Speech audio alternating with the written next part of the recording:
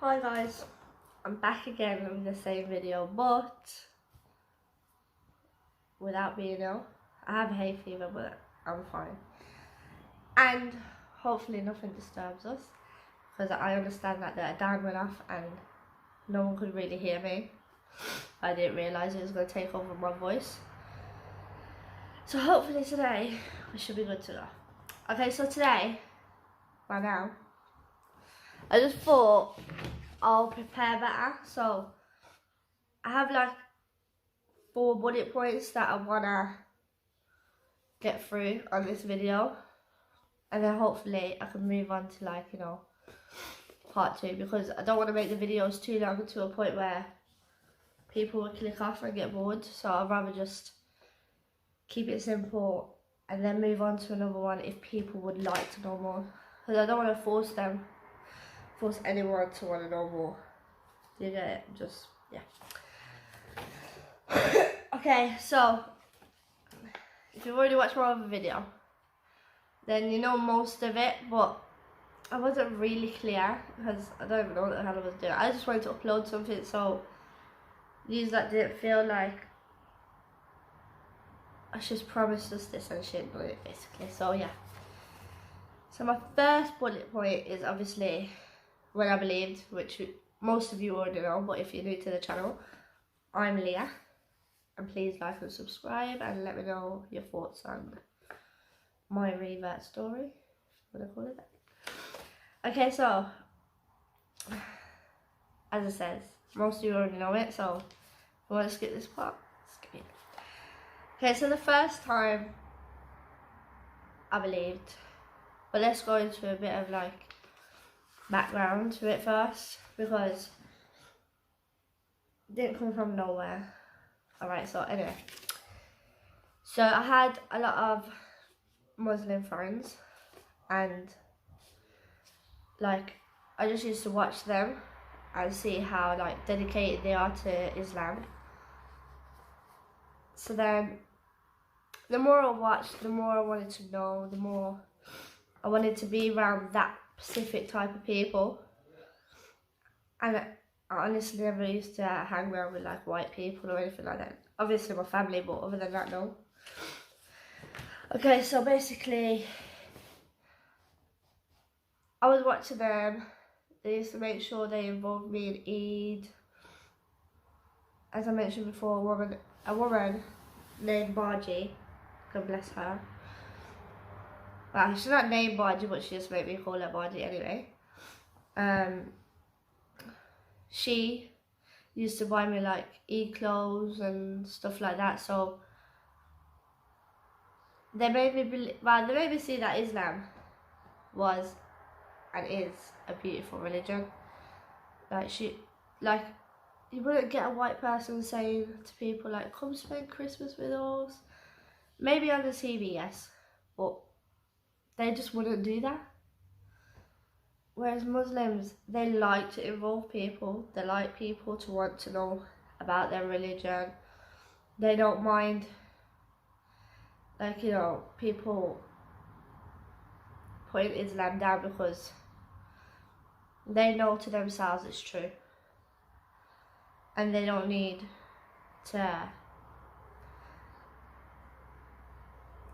fight to make sure people, well, to try show people that it's a beautiful religion. Whereas other religions, they have to get angry to prove their point or stuff like that. But okay, so I don't want to go too long anyway. What was I saying anyway? Okay, so after doing all this, and I'm trying to celebrate Eid with these lot, and I'm eating, and they're constantly welcoming me in and making me feel happy and calm and all of that. This one day, I lived right by a mosque, over the road from a mosque, and I was walking past the mosque, and I looked to it, and I was like, Allah, if you're real, then let me find money. I have to state I was 10.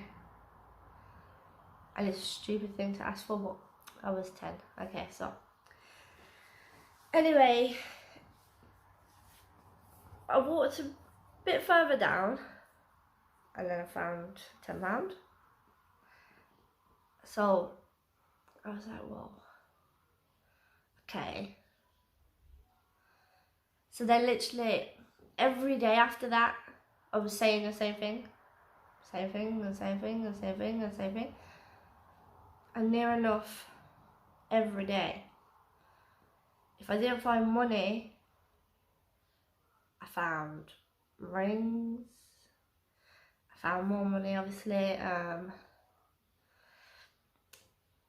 The other stuff, I'm not sure of what I found, but the main things I remember is the big things, like the money and the rings, because they was big things.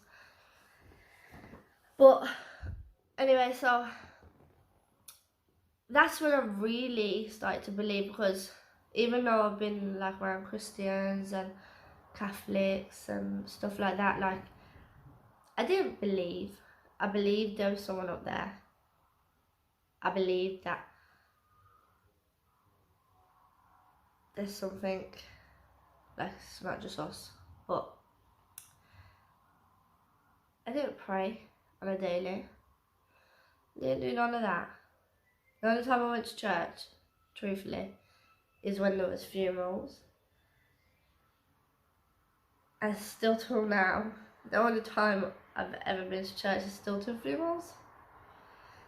Whereas with Islam, they, like the amount of people you see in the mosque, it's like so different to a church.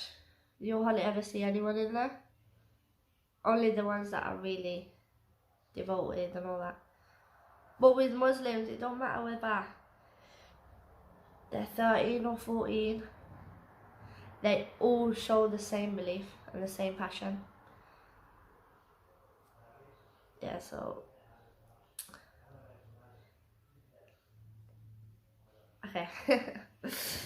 I just feel like I'm being annoying because I'm repeating it again, and probably the same people are going to be watching thinking, oh my god. But I had to, only because they never really heard what I had to say anyway. Most of that, some of it anyway. And then when I was speaking, I was wiping my nose and stuff like that. Which, guys, I apologise for, by the way. But I had to do it. This Bargy,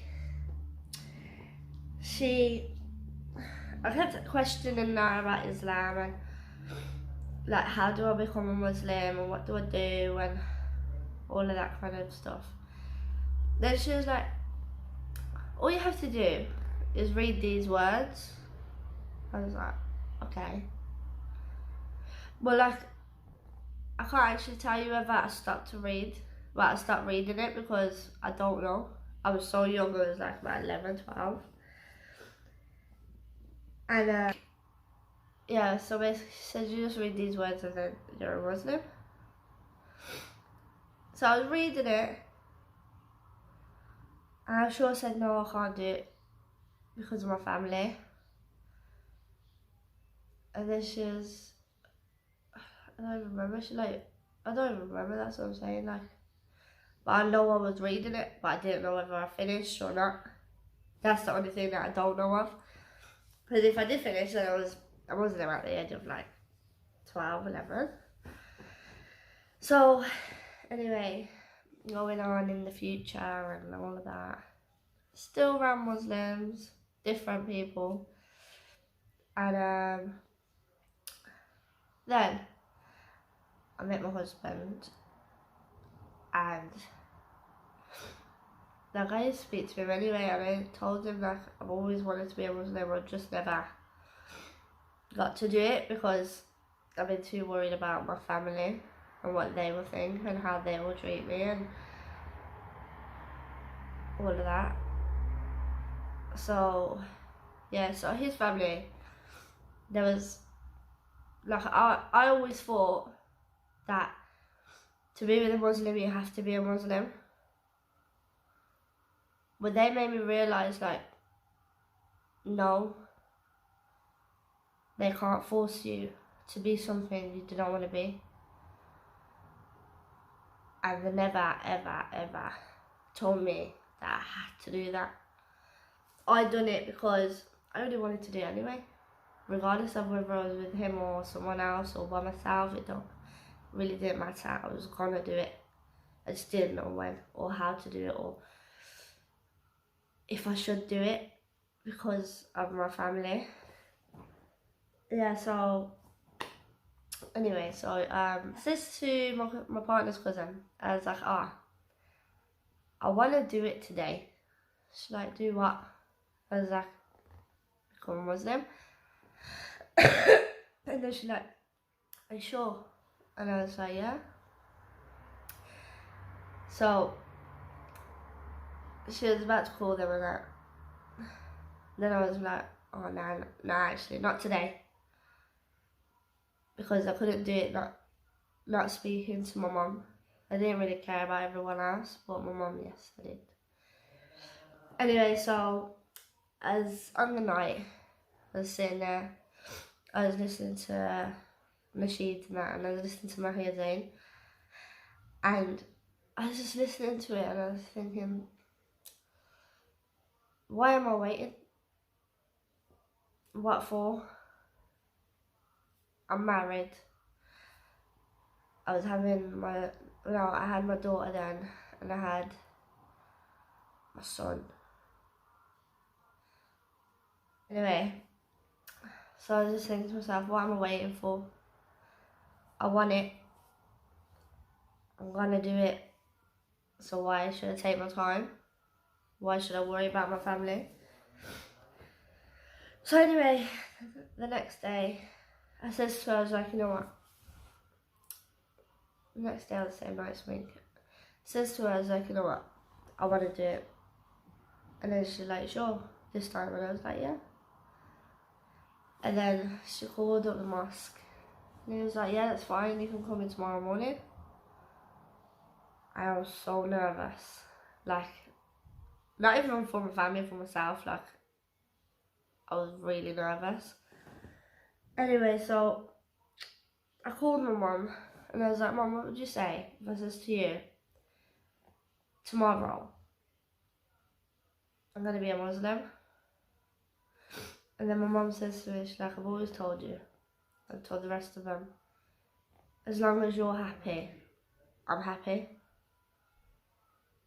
And then I was like, it felt good to hear. Because obviously, my family, there's a lot of Irish people. And Irish are into that. I can't say all of my family because majority of the family that I thought wouldn't accept it don't actually care. But then the ones I thought, you know what, alright, they'll probably be annoyed and that and confused and get over it, are the ones that are not over it and are still holding on to it. So my third bullet point, the day I took my shahada. Yeah, so no, actually, because while I was on the phone to my mum, my eldest sister was in the background. I thought that I finished so I didn't have the same issue as last time where people couldn't hear me properly. So anyway, yeah, so as I was saying, my elder sister was in the background and she asked what I was saying. So my mum told her, and then she was like, let me speak to her. So she come on the phone and she was like, why do you want to do that for? Why would you do that for a man and all this? Bearing in mind, she knew all my life I was around Muslims. I'm sure she should have known that because she saw most of my friends. And it was a bit like,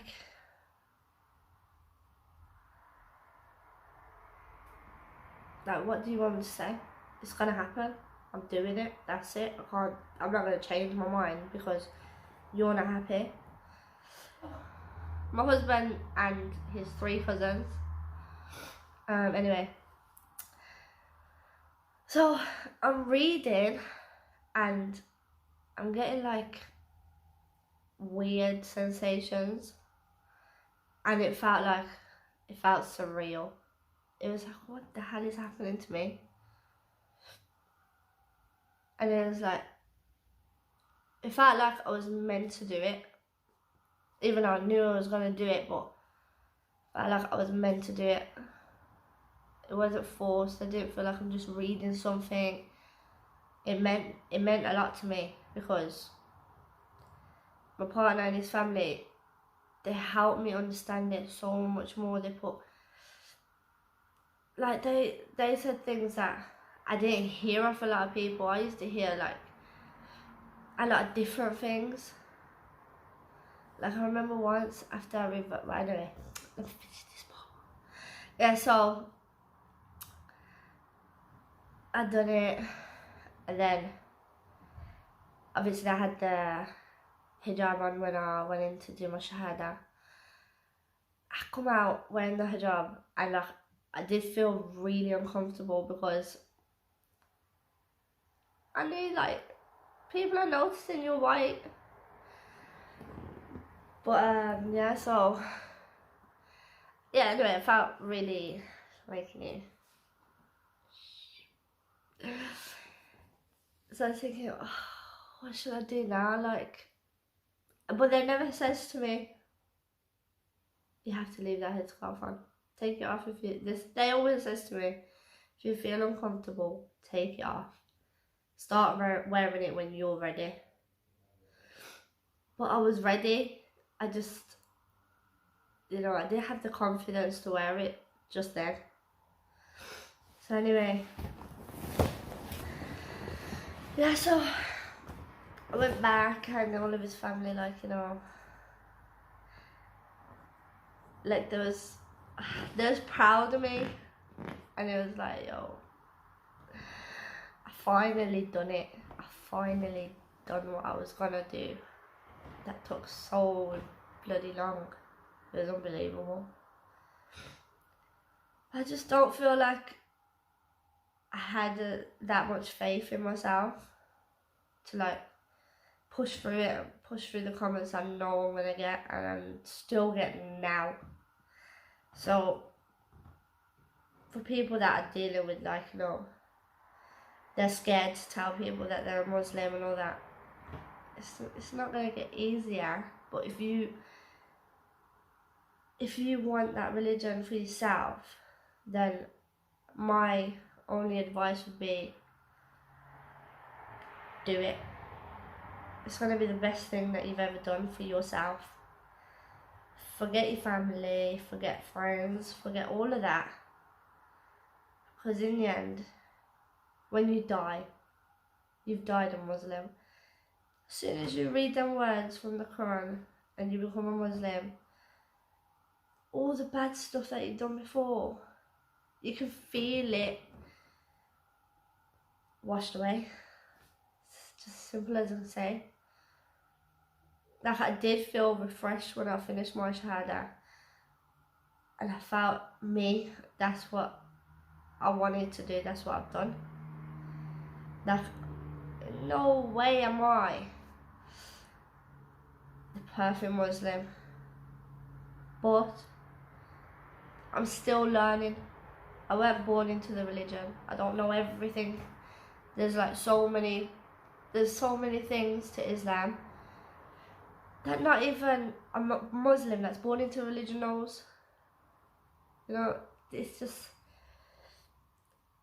just like, you have to put your focus into it. At the minute, like, my focus has been everywhere, because I'm dealing with a lot at the minute. But InshaAllah, one day, I will know everything I need to know. As long as it's before I die, and as long as my kids know where they're meant to be or what they're meant to be doing, then I'm happy. I'm not saying that I don't know when I'm gonna die. Could be tonight, could be tomorrow, I don't know. But inshallah I'll do it. Anyway, so I don't want to speak for too long, as I said, because then the videos get not boring, but some people just switch off because they don't want to hear it for too long. Like, so I am gonna go on to my family's reaction on my next video, then and now, so you get the gist of what I'm saying, because it's never gonna be everybody likes it. Not everybody's gonna like it. Everybody's gonna deal with it, because what they're gonna say to you, what they're gonna keep saying to you, the same crap over and over again. Like, but I will get into that on my next video. And I know a lot of you have already watched it and all of that, but it's still there. I'm going to leave it there, but I thought I'll upload one where I'm not bloody scrambling on. Because I was watching it, I was like, oh my God. But I just wanted to upload something for you, so I hope you appreciate that anyway. Even though it was terrible. But yeah, so I hope you heard me better, and I hope it wasn't so everywhere. And I hope you will come to watch my second part of the video. And hopefully that should be my last part of the video. And yes, so if you need to ask me anything, then you feel free to inbox me, or inbox me on Facebook, Instagram and Snapchat. I'll leave them all down in the description, and then yeah, and yeah, so I'm gonna go, and I hope you like this video better than the other one, because I know the other one was. Yeah, so anyway, see you later, and be healthy, and I'll see you soon. Bye.